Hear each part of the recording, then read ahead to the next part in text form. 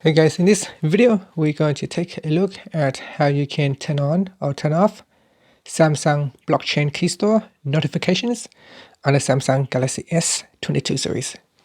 First, tap on the home button to go back to the home screen. On the home screen, swipe down at the top and tap on the settings icon.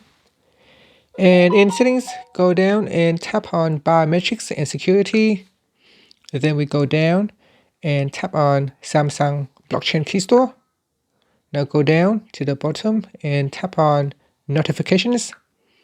And here at the top, tap on show notifications toggle button to switch it off or turn it on.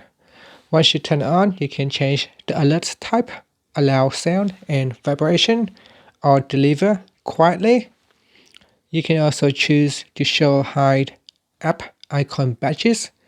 And you can also tap on notification categories to turn on or turn off notices.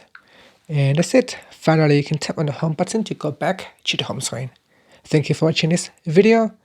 Please subscribe to my channel for more videos.